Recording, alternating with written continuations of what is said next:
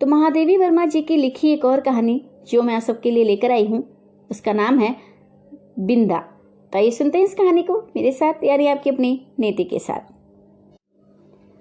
भीत सी आंखों वाली उस दुर्बल, छोटी और अपने आप ही में सिमटी सी बालिका पर दृष्टि डालकर मैंने सामने बैठे सज्जन को उनका भरा हुआ प्रवेश पत्र लौटाते हुए कहा, आपने आयु ठीक नहीं भरी है, ठीक कर दीजिए, नहीं तो पीछे कटनाई पड़ेगी।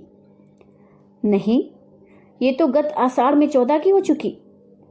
सुनकर मैंने कुछ विस्मित भाव से अपनी उस भावी विद्यार्थिनी को अच्छी तरह देखा, जो 9 वर्षीय बालिका की सरल चंचलता से शून्य थी और 14 वर्षीय किशोरी की सलज उत्साह से अपरिचित। उसकी माता के संबंध में मेरी जिज्ञासा स्वगत न रहकर स्पष्ट प्रश्न ही बन गई होगी, क्योंकि दूसरी ओर से कुछ कुंठित उत्तर मिला। मेरी दूसरी पत्नी है और आप तो जानते ही होंगे, और उनके वाक्य को अधसुना ही छोड़कर मेरा मन स्मृतियों की चित्रशाला में 2 युगों से अधिक समय की भूल के नीचे दबे बिंदा या विंध्येश्वरी के धुंधले चित्र पर उंगली रखकर कहने लगा, ज्ञात है, अवश्य ज्ञात है।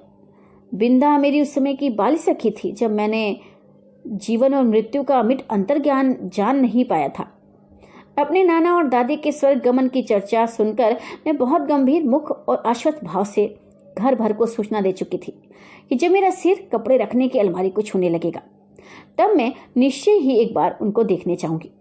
ना मेरे इस पुण्य संकल्प का विरोध करने की किसी को इच्छा हुई और ना मैंने एक बार मरकर कभी न लौट सकने का नियम जाना।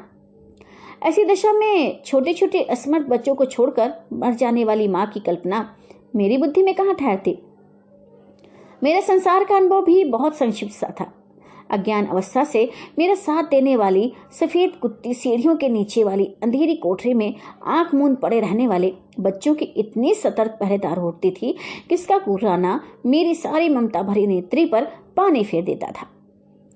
भूरी पूसी भी अपने चूहे जैसे निहसाए बच्चों को तीखे पहने दांतों में ऐसी कोमलता से दबाकर कभी लाती कभी ले जाती थी कि उनके कहीं एक दांत भी न चुप पाता था। ऊपर की छत के कोने पर कबूतरों का और बड़ी तस्वीर के पीछे गोरैया का जो भी घोंसला था, उसमें खुली हुई छोटी छोटी चोंचों और उनमें सावधानी से भरे जाते दोनों और कीड़े मकोड़ों को भी मैं अनेक बार देख चुकी थी। बच्चिया को हटाते हुए भी रंभा रंभा घर भर को ये दुखद समाचार सुनाने वाली अपनी श्यामा गाय की व्याकुलता भी मुझसे छिपी नहीं थी।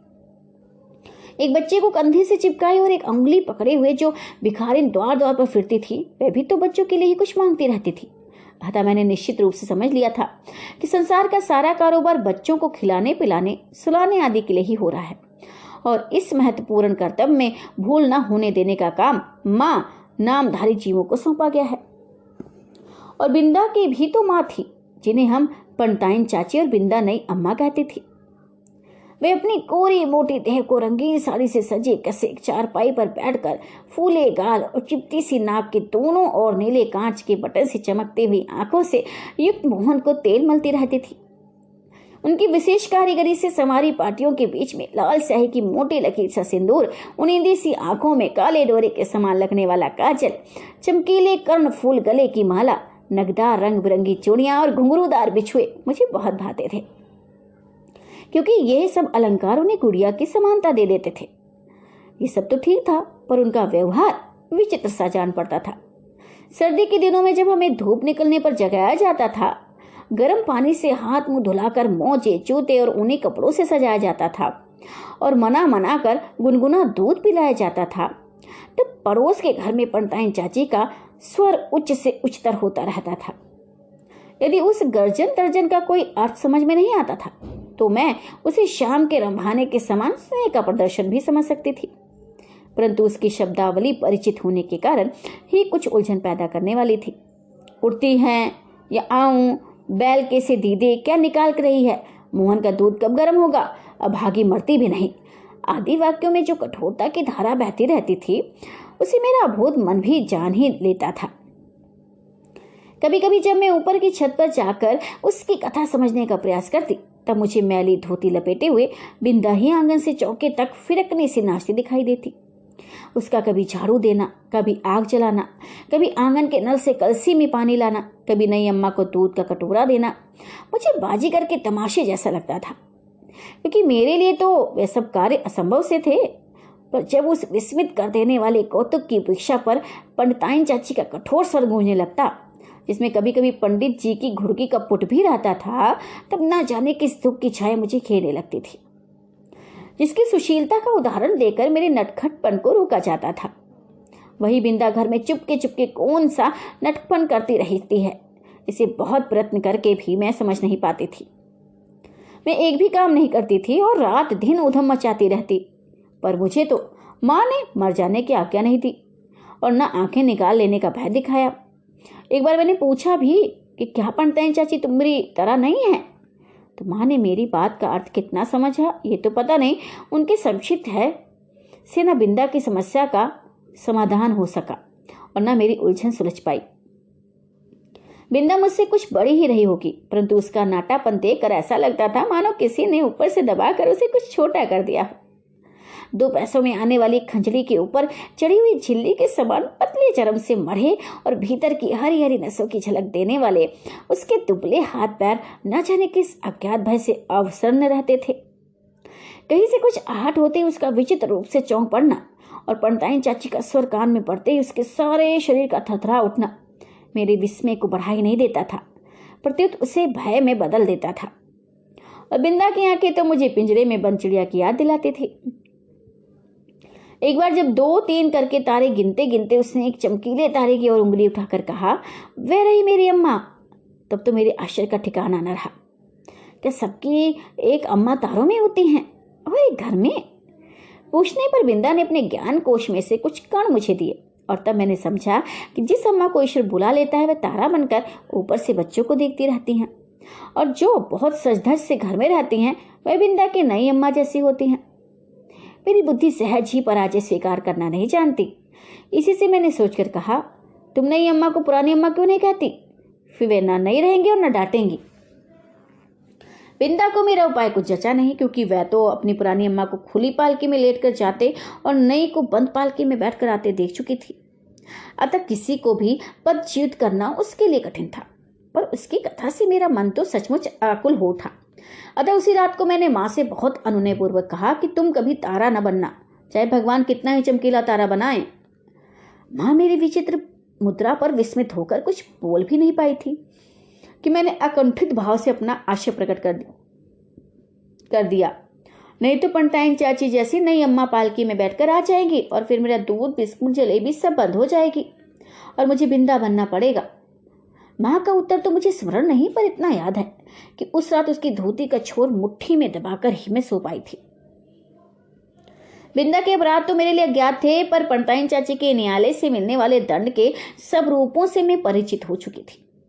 गर्मी की दोपहर से मैंने बिंदा को आंगन की जलती धरती पर बार बार पैर उठाते और रखते हुए घंटों खड़े देखा था। चौके के खंभे से दिन दिन भर बंधा पाया था और भूज से मुरझाए मुख के साथ पैरों नई अम्मा और खटोले में सोते मोहन पर पंखा झलते देखा था। उसे अपराध का ही नहीं, अपराध के अभाव का भी दंड सहना पड़ता था। इसी से पंडित जी की थाली में पंडिताइन चाची का ही काला मोटा और घुंघराला बाल निकलने पर भी दंड बिंदा को मिला। उसके छोटे छोटे हाथों से धुल ना सकने वाले उलझे तेलहीन बाल भी अपने स्वाभाविक भूरेपन और कोमलता के कारण मुझे बड़े अच्छे लगते थे। जब पंडिताइन चाची की कैंची ने उन्हें कूड़े के ढेर पर बिखरा कर उनके सान को बिल्ली की काली धारियों जैसी रखाओं से भर दिया तो मुझे रुलाई आने लगी। पर बिंदा ऐसी बैठी रही मानो सिर और बाल दोनों नई अम्मा के ही हों। और एक दिन याद आता है, चूल्हे पर चढ़ाया दूध उफना जा रहा था। बिंदा ने नन्हे नन्हे हाथों से दूध की पतीली उतारी, अवश्य, पर वह उसकी उंगलियों से छूटकर गिर पड़ी। खोलते दूध से जले पैरों के साथ दरवाजे पर खड़ी बिंदा का रोना देख मैं तो हत बुद्धि सी हो रही। पंडिताइन चाची से कहकर वह दवा क्यों नहीं लगवा लेती, ये समझना मेरे लिए कठिन था। उस पर जब बिंदा मेरा हाथ अपने जोर से धड़कते हुए हृदय से लगाकर कहीं छिपा देने की आवश्यकता बताने लगी, तब तो मेरे लिए सब कुछ रहस्यमय उठा। उसे मैं अपने घर में खींच लाई अवश्य, पर ना ऊपर के खंड में माँ के पास ले जा सकी और न छिपाने का स्थान खोज सकी। इतने में दीवारें लांघकर आने वाले पंडिताइन चाची के उग्र स्वर ने भय से हमारी दिशाएं रूंध दी। इसी से हड़बड़ाहट में हम दोनों उस कोठी में जा घुसी जिसमें गाय के लिए घास भरी जाती थी। मुझे तो घास की पत्तियां भी चुभ रही थी।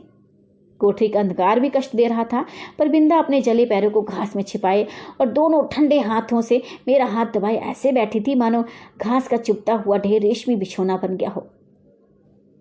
मैं तो शायद सो गई थी, क्योंकि जब घास निकालने के लिए आया हुआ गोपी इस अभूतपूर्व दृश्य की घोषणा करने के लिए कोलाहल मचाने लगा, तब मैंने आंखें मलते हुए पूछा, क्या सवेरा हो गया? मां ने बिंदा के पैरों पर तिल का तेल और चूने का पानी लगाकर जब अपने विशेष संदेशवाहक के साथ उसे घर भिजवा दिया, तब उसकी क्या दशा हुई ये बताना कठिन है। पर इतना तो मैं जानती हूँ कि पंडिताइन चाची के न्याय विधान में ना क्षमा का स्थान नहीं था, ना अपील का अधिकार था। फिर कुछ दिनों तक मैंने बिंदा को घर आंगन में काम करते नहीं देखा। उसके घर जाने से मां ने मुझे रोक दिया था, पर वे प्रायः कुछ अंगूर और सेब लेकर वहां हो आती थी। बहुत खुशामद करने पर रुकिया ने बताया कि इस घर में महारानी आई हैं, क्या वे मुझसे नहीं मिल सकती?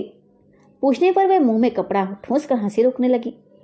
जब मेरे मन का कोई समाधान नहीं हो सका तो मैं एक दिन दोपहर को सभी की आंख बचाकर बिंदा के घर पहुंची। जब मैं इसके घर पहुंची तो नीचे की सुनसान खंड में बिंदा अकेले एक खाट पर पड़ी थी। आंखें गड्ढे में धंस गई थी, मुख दानों से भरकर न जाने कैसा हो गया था और मैली से चादर के नीचे छिपा शरीर बिछोने से भिन्न ही नहीं जान पड़ता था। डॉक्टर, दवा की शीशियां, सिर पर हाथ फेरती हुई मां और बिछोने के चारों चक्कर काटते हुए बाबूजी के बिना भी बीमारी का अस्तित्व है ये मैं नहीं जानती थी। इसी से उस अकेली बिंदा के पास खड़ी होकर मैं चक्की सी चारों ओर देखती रह गई।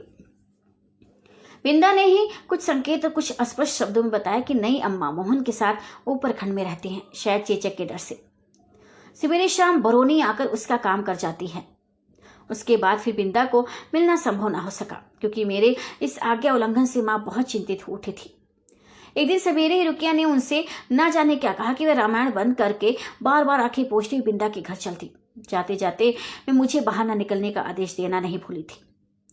इसी से इधर उधर से झांक कर देखना आवश्यक हो गया। रुकिया मेरे लिए त्रिकालदर्शी से कम नहीं थी, परंतु वे विशेष अनुनय विनय के बिना कुछ बताती ही नहीं थी।